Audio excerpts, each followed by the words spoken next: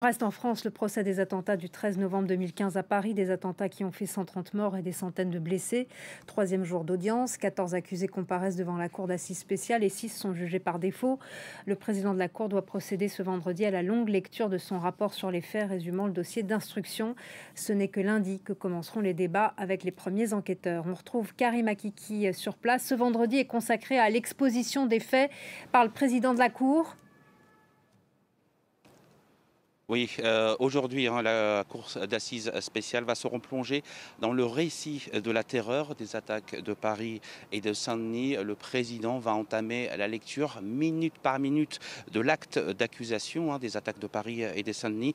Un film glaçant des attentats, un moment redouté par les parties civiles, comme le disait l'un des avocats, Maître Maktouf. Elle représente 40 parties civiles, et bien des victimes, des rescapés, des parents des victimes n'ont pas souhaité d'abord venir aujourd'hui pour revivre ce procès, mais certains ont fait le choix tout de même de se déplacer aujourd'hui parce que, me disait-elle, c'est un moment douloureux mais nécessaire à la reconstruction de chacun pour pouvoir progresser. Eh bien, elle aura quelques parties civiles, elles, qui seront là aujourd'hui. Elle les a préparées. Elle a passé la soirée hier avec elles pour leur expliquer comment tout cela allait se dérouler.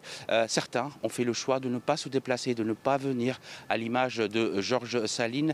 Lui, il était le père de Lola, 20 ans. Elle a été victime décédée au Bataclan. Eh bien, lui, il a décidé de quitter la France pendant 2 jours pour ne pas entendre parler revenir sur les faits. Il m'a dit qu'il reviendra plus tard, dans quelques mois, témoigner, mais aujourd'hui, il n'a pas souhaité venir revivre encore une nouvelle fois le cauchemar des attaques de Paris et de Saint-Denis.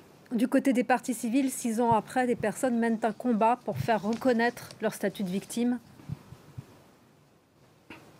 Oui, des victimes ou des témoins malheureux. L'audience d'hier était marquée par la constitution de nouvelles parties civiles, un examen fastidieux, juridique, très long, technique, défilé de robes noires avec leurs clients à la barre. Alors quelques centaines de parties civiles ont décidé de se constituer justement parties civiles, en plus des 1800 qui étaient déjà recensés.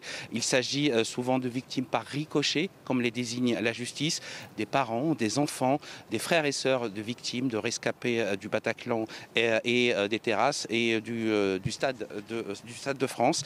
À chacun d'eux, l'avocat général va répondre avec tact mais fermeté que les limites ont été fixées par la jurisprudence. À l'exemple de Jean-Luc, qui lui habitait au-dessus des terrasses, il a décidé de descendre, il va sauver la vie de 2 personnes.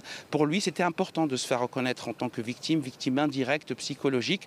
Il me disait hier que c'est un enjeu important pour lui pour pouvoir commencer sa vie après les attaques de Paris et de Saint-Denis. La décision est attendue dans un mois. Merci beaucoup, Karim Akiki. Merci à vous. Un premier